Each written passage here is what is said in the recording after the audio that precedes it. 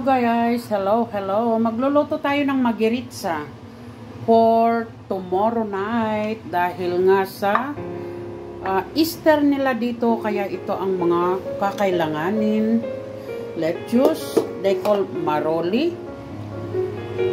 Ito naman yung legs ng ito yung dill.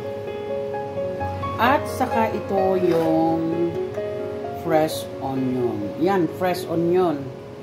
Kaya mag-umpisa na tayo magluto kung paano natin lulutuhin ito. Pumunta ako dito guys para para magluto lang ako dito sa amo. Kita nyo naman oh. Ito naman is kambing.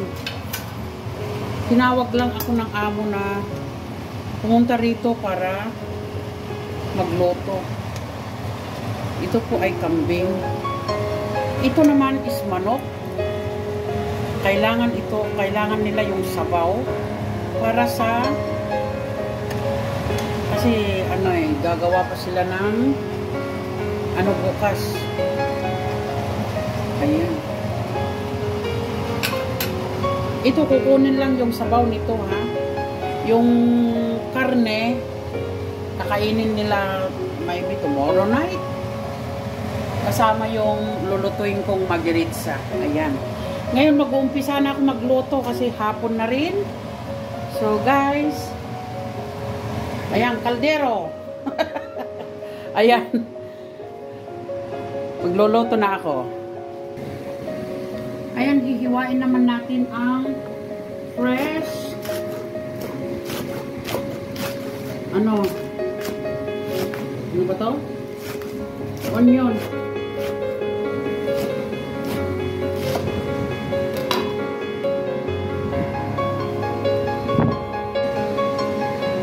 Ngayon guys, magkakat naman tayo ng lettuce para doon sa lulutuin.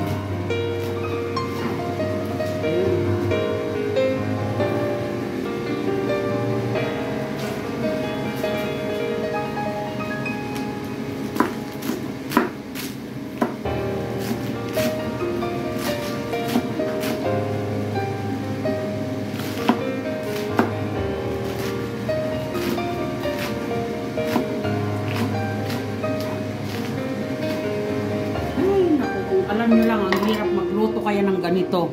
Greek food. Ito na guys, nilagay ko na yung onion, fresh onion, kaya hayaan lang na maluto. Tsaka na natin ilalagay mamaya yung mga iba. Ayan.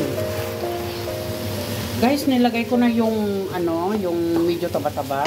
Oh, may langaw. Yung taba-taba, ayan. Lagyan mo kunting mantika. Oops! Para maluto. Ayan.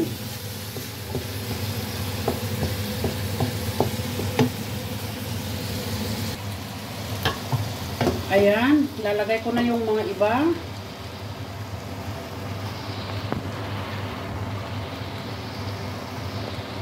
Ayan. Oh.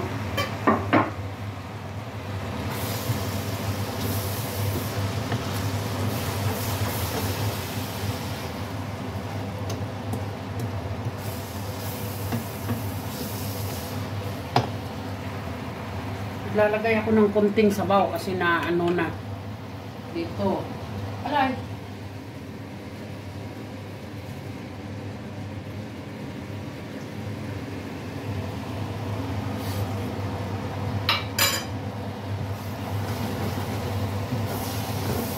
Ayan. So number 8, lagay sa number 8. I-push mo. Ilalagay na natin ang dill. Ayan. Ayan na guys, oh. Napakabango. Napakabango. Basta ito, Tikman mo nga, Joy, kung anong lasa na kasi hindi ako pwede ng ganyan dahil may uric acid ako. May lasa ba? Ano daw?